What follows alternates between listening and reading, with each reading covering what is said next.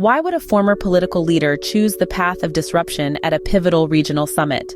Imagine the scene: a gathering designed to foster unity and cooperation across Southern African nations, now under threat by planned violent protests.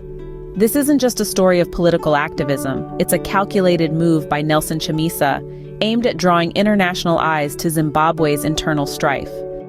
Nelson Chamisa, once at the helm of the Citizens Coalition for Change, has crafted what appears to be a bold strategy.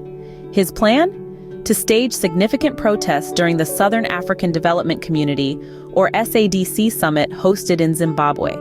This isn't a spontaneous outburst of dissent, but a deliberate attempt to spotlight his political grievances on a regional stage. The seeds of this plan were sown in the aftermath of the last presidential elections, which Chamisa and his followers denounced as neither free nor fair.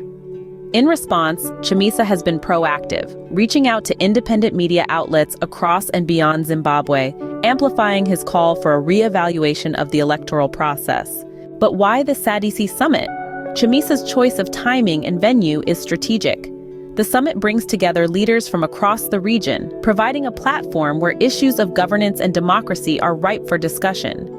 By launching protests at this juncture, Chamisa aims to force these issues into the summit's agenda, pushing for a collective regional response. In preparation, Chamisa convened a meeting in Bulawayo with his supporters to finalize their plans. This meeting was more than just an operational gather. It was a rallying point for those who feel marginalized in Zimbabwe's current political landscape.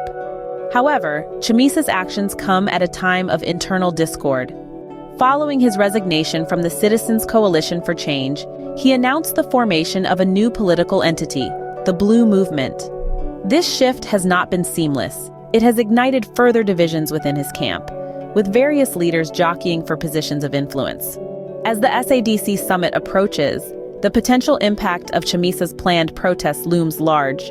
Not only could they disrupt the proceedings, but they could also alter the narrative of regional politics, potentially influencing how democratic processes are viewed and managed across Southern Africa.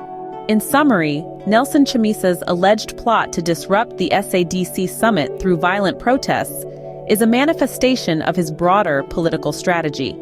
By leveraging a high-profile regional event, he seeks to draw attention to perceived injustices in Zimbabwe's electoral process.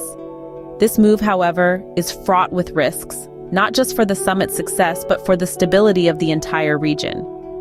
As the situation unfolds, the eyes of the world, and particularly those of Southern African nations, will be watching closely, waiting to see the ripple effects of Chamisa's actions on regional stability.